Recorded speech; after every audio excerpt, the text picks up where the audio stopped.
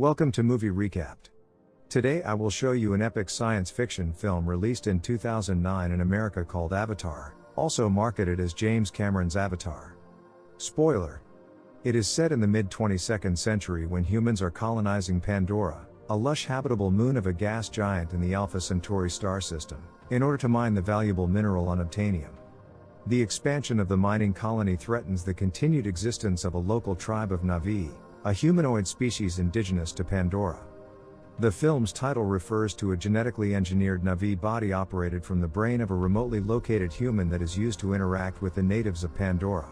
In the year 2154, Jake Sully, Sam Worthington, a former U.S. Marine paralyzed from the waist down due to wounds sustained in combat, is selected to participate in the Avatar program. Originally, the position was supposed to be filled by his identical twin brother Tom Sully, who was recently killed by a man who attempted to rob him of his money. Arriving from the 6-year journey from Earth to Pandora, Jake awakes from cryosleep with hundreds of other personnel to work at the human colony on this inhabited moon of Polyphemus, one of 3 fictional gas giants orbiting Alpha Centauri A. Jake meets with Colonel Miles Quaritch, Stephen Lang, a hardened and seasoned military veteran who is in charge of security on the colony. Quaritch welcomes the new personnel and military soldiers and briefs them on Pandora. It is mostly covered with lush rainforests and wildlife, and home to the primitive Na'vi, a sentient race of tall, blue-skinned humanoids. The colony personnel and military are under the jurisdiction of the Resources Development Administration, RDA, a non-governmental organization back on Earth. Jake is introduced to Norm Spellman, Joel David Moore, a biologist who arrived on the same rotation of personnel as he did, and Dr. Grace Augustine, Sigourney Weaver, a botanist as well as the leader of the Avatar program, which allows humans to control avatars, which are genetically engineered human Na'vi hybrids who look like Na'vi. Using the avatars, Grace and her team have made some considerable progress teaching some Na'vi their ways in English as well as learning their language and culture. Grace is not pleased with RDA Administrator Parker Selfridge's, Giovanni Ribisi, decision to use Jake to replace his brother's avatar position, as she will have to spend time training him in Na'vi culture as well as teaching him how to control his avatar. Parker stresses that the RDA needs to mine the extremely valuable mineral unobtainium, which can be found in huge deposits on Pandora. Meanwhile, Quaritch makes Jake his informant to gather information on the Na'vi and their home, the home tree, Kelutral, which has huge deposits of unobtainium buried deep below its surface. He wants Jake to gain their trust and convince them to leave their home within 3 months. After being trained for several weeks in his new body, Jake, Grace and Norm explore the native wildlife with Trudy Chacon, Michelle Rodriguez, a retired Marine pilot who is assigned to ferry them to their location. While Grace and Norm study the wildlife, Jake encounters a group of hammerhead Titanoteraes, a rhinoceros-like animal species. However, the Titanoteraes flee from a Thanator, Paleolican, a terrifying land predator. Grace shouts at her group to flee. Jake runs from the Thanator, who is after him, and loses most of his equipment and weapon in the process. He narrowly escapes death from the predator and falls into raging rivers below. Jake meets Neytiri. As darkness falls, Jake creates a fire torch using a sap substance on the trees, and once more runs and fights a large group of small-sized viper wolves, Nantang. A female Na'vi named Neytiri, Zoe Saldana, rescues him and kills several of the viper wolves before they all flee. Neytiri is at first angry with Jake for having caused her to kill the viper wolves needlessly and leaves him. Jake goes after Neytiri, who tells him not to follow as she knows he is an avatar hybrid, a dreamwalker from the Sky People. Jake is caught by her fellow Na'vi, but Neytiri diffuses the situation by telling her people that she witnessed him being chosen by the Seeds of Iwa, a spiritual entity that the Na'vi worship, which indicate him as a pure spirit. Meeting Adakon, Wes Studi, and Moat. CCH Pounder. The leaders of the Omadakaya clan, who are also Neytiri's parents, Jake presents himself as a warrior dreamwalker, a term the Na'vi use to call the avatar hybrids, with his intention to learn from them. Atu Khan and Moat agree to teach Jake, making a reluctant Neytiri his tutor. From that day on, Jake spends his time learning the ways and culture of the Na'vi warriors, while jumping back to his original human body to report to Parker and Quaritch on information regarding the aliens. Grace arranges the movement of the Avatar team to a remote camp in the Halajuya Mountains after finding out from Dr. Max Patel that Jake has been having regular communications with Quaritch about the Na'vi. In his Avatar form, Jake learns how to bond and control his flying mountain banshee, while gaining respect and admiration from the Na'vi, his relationship with Neytiri continuing to grow, but also earning the jealousy and annoyance of Sute, Laz Alonso, Neytiri's betrothed and next in line to be the clan leader. Reporting back to Quaritch, the colonel wants Jake to begin his plan to convince the tribe to leave the home tree, but Jake is now reluctant and weary of his fellow humans to exploit the moon's resources. He tells Quaritch that he will attempt to convince the tribe once he is made part of the people, a ceremony granting the greatest honor to an avatar. That night, Jake undergoes the ceremony where Adu Khan considers him as one of their own and made part of the people, with Grace and Neytiri looking on. Jake is now part of the Omaticaya clan, and with this he can choose his mate. He and Neytiri choose each other and spend that night mating at the Tree of Voices, and they are now mated for life.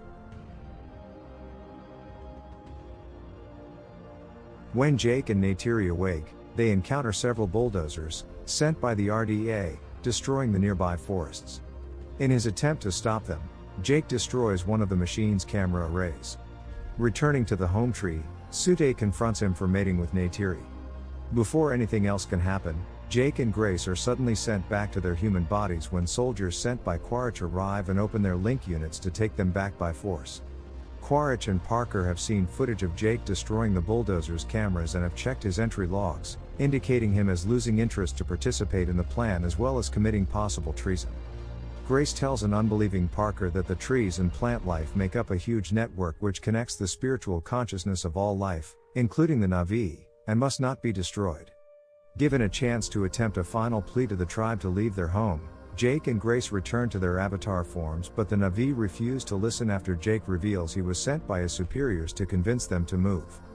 They are bound and labeled as traitors by the Na'vi who intend to defend themselves.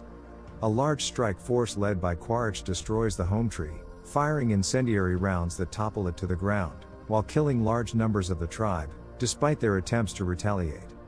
Moat releases Jake and Grace from their bonds and pleads them to save her tribe.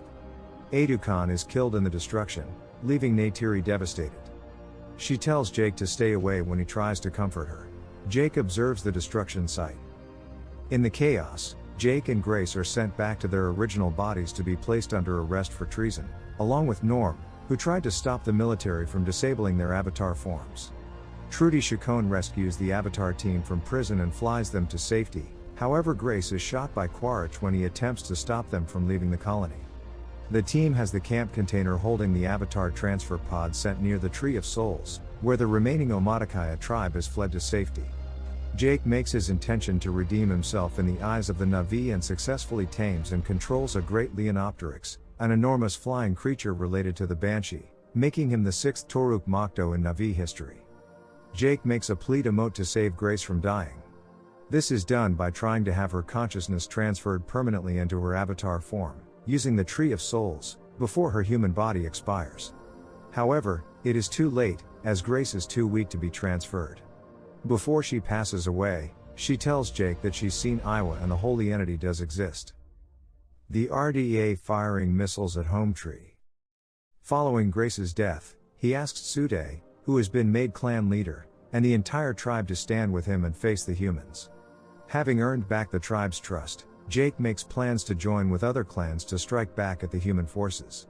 Surveying the Na'vi, Quaritch learns that other clans have converged with the Omaticaya at the Tree of Souls and decides to destroy them and their holy ground to put an end to their defiance once and for all. The night before the battle, Jake appeals to Yuya to fight alongside the Na'vi, asking her to look into Grace's memories of Earth. A huge military fleet commandeered by Quaritch approached the Tree of Souls, beginning the assault on the Tree of Souls. Thousands of Na'vi warriors led by Jake and Sute take to the skies and attack the fleet, causing huge losses on both sides. Neytiri is knocked off her Banshee and flees the military ground forces, while Norm's avatar is shot, forcing him to jump back to his real body and continue the fight as a human.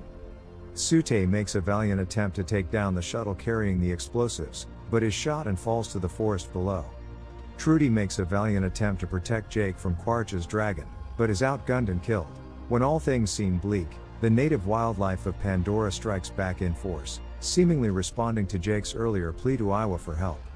The ground and aerial troops are scattered by the wildlife, while the shuttle carrying the explosives is destroyed before it reaches the Tree of Souls. During the wildlife's attack on the ground, a Thanator approaches Neytiri and offers her to ride it. She accepts by bonding with it. Jake manages to bring down Quaritch's gunship, but the Colonel manages to get into his AMP suit and escape the ship's destruction. Neytiri sees Jake's human body for the first time. Finding the camp containing the Avatar pods by chance, Quaritch attempts to destroy Jake's body, but Neytiri and her Thanator attack him. However, Quaritch kills the Thanator with his AMP and is about to kill Neytiri when Jake arrives to challenge him. As they fight, Jake destroys the AMP's life support and canopy but is caught in the mech's grip. Neytiri saves Jake by planting 2 arrows into Quaritch's chest, killing the Colonel. The camp is damaged during Quaritch's attack and leaks deadly Pandoran air, leaving Jake's human body almost dying from the poisonous air until Neytiri helps him put on his exopack. At this moment, Jake says to Neytiri, "I see you," the traditional Na'vi greeting. Neytiri begins to shed tears of joy and says it back to him. The words take on an entirely new meaning as Jake is in his human form. Having put an end to the military's attack, the Na'vi round up the remaining RDA personnel to be sent back to Earth, while allowing a select group to stay with them on Pandora, which includes Jake, Norm, the Avatar team and many other RDA defectors. Jake decides to stay in his Avatar form forever, and concludes his final entry log of his experiences on his birthday. Returning to the Tree of Souls, he undergoes the consciousness transfer from his human body to his Avatar form, and awakens to a new life as a Na'vi.